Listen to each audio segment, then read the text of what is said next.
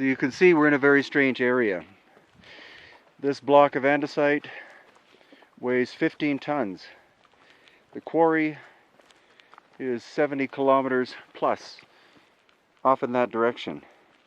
How would it have been brought here? How could it have been brought here? This one is broken. And the break is not only ancient, but what kind of force would it take to break something like that? If it was a flaw in the stone, one would think that that flaw would have caused the stone to break while it was being transported from the quarry 70 kilometers away. It could in fact be evidence of an ancient major cataclysm that not only destroyed the original site itself, but also those who lived here.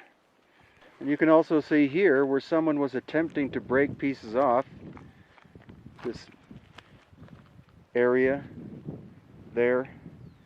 They basically gave up because the stone is about 7 on the Mohs scale.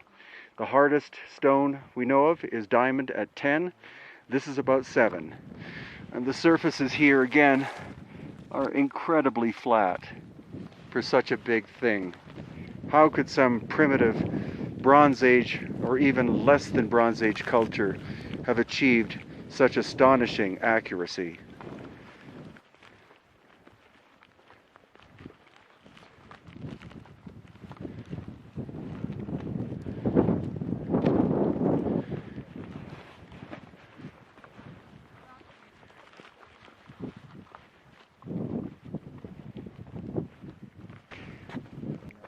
So in the oldest work, again, these incredible precision surfaces like this, no ornamentation. It seems totally practical, except this here is a reoccurring symbol.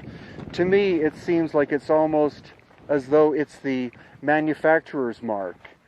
And there's only one location that I've ever seen that symbol before, and that's in a very obscure little cave in the Sacred Valley of Peru. But that symbol repeats over and over again, especially in the famous so-called H blocks over in Pumapunku.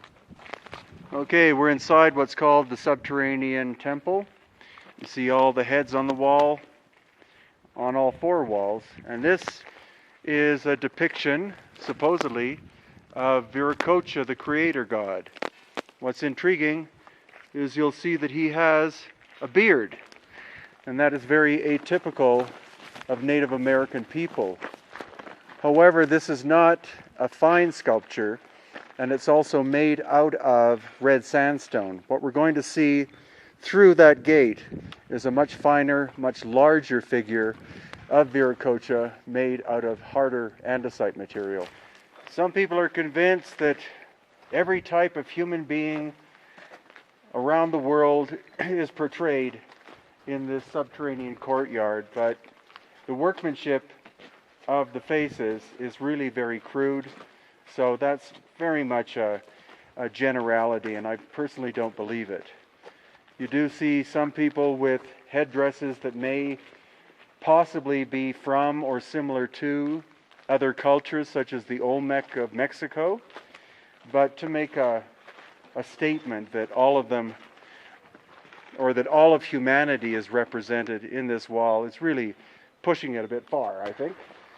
And a real problem with the subterranean temple we're in is that it was reconstructed in the 1960s, and so whoever supervised the reconstruction didn't really know exactly what it originally looked like, and they just took stone from the area and filled these walls in. These megalithic stones are probably original, but the other ones could have been from different buildings, from different areas of this site. So that is actually very sad, because it's not a smart idea to do, such as this kind of work.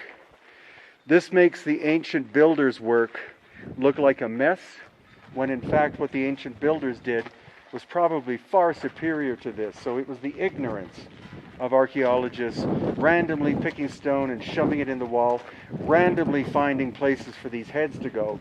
And it's really a tragedy, because this does not represent what this subterranean building or area originally looked like. So we're at the famous Sun Gate, and you see the relief carving on it. You see the precise flatness of the surface as I go around it here. That's astonishingly smooth. And then around the backside, amazing levels of erosion.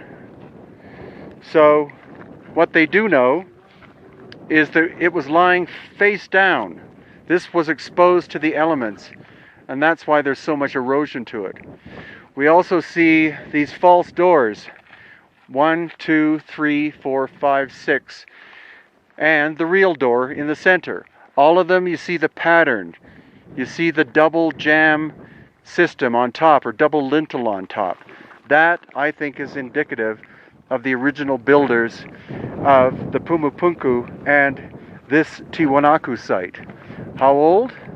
Arthur Poznansky, who spent decades studying this site in the 20th century, and an early user of archaeoastronomy, believed this site could be as old as 17,000 years. And of course, when he made that statement, his life was destroyed.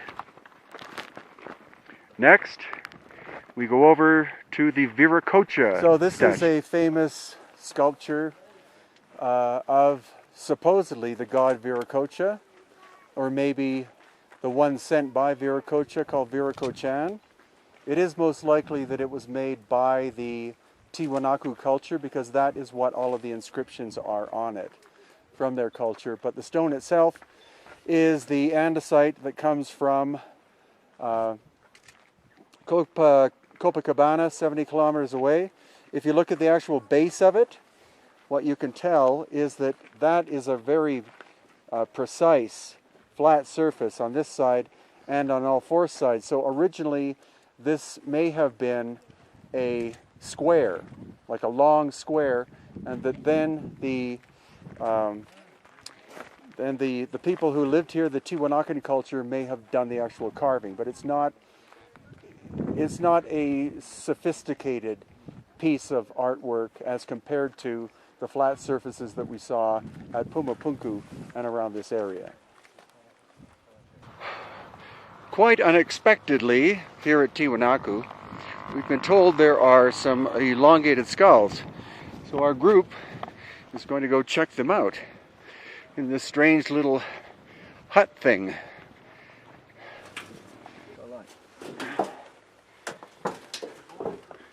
Whoa, holy fuck. Holy shit.